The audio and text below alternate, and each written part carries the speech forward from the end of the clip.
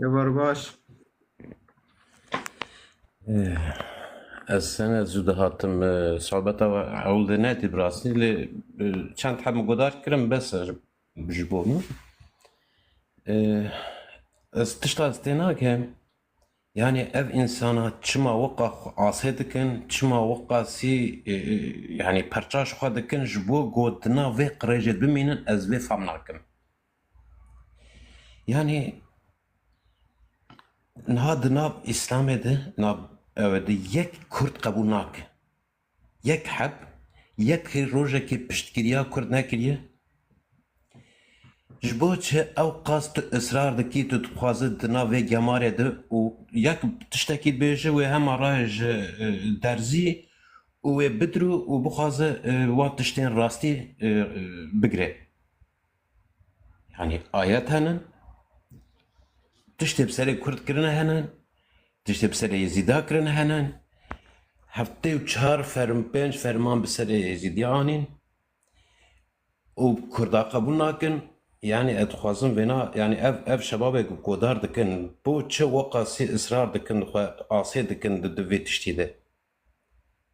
يعني هر تشتي بسري هاتيه دريا اسلامي هاتيه دريا مسلمانات كريه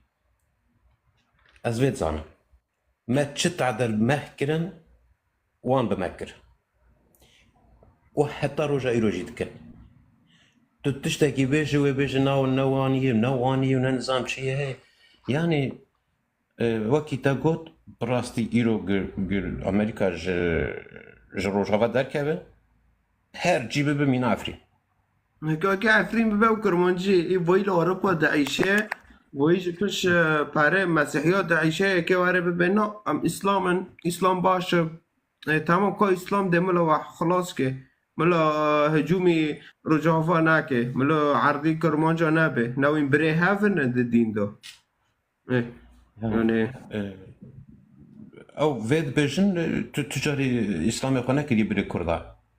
Ew îslamê qebûl nake bi biratî. Bes Kurd wê dixwazin dibe birayê me yê, birayê wanê siqteyî yani. Birayê لا wanê قرآن dijû nayê. دبيجة قرآن دبيجة دبي إنما المؤمنون أخوة خلاص أردوغان بري كردايا يعني قرآن ديله چه انسان کی پیس های گیب بره کرداکه بس وانوکی Aynen wisa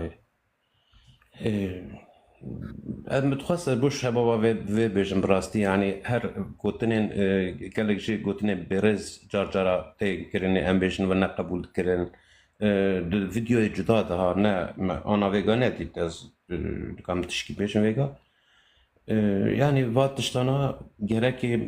bi xwe bibînin tehdayê girwan hatinin bine qetiyama Helepçe hat kirinê piştî wê du roj یەکێتیا ئیسلامê wek civîne konferansek hat çêkirinê yek însanê dûr de qetliyama Helepçe zulma gehat serê Kurda kesî nanî ziman. Kîjan Erebî îro gotî wila Kurd wêran kirin, Kurd talan kirin, Yezîdî talan kirinê yekî nerazîbûna xwe anî ziman. Em ji bo çi vêna nabînin bes yanî bes e. بس ایگو ام پریشان کرن وی ذهنیته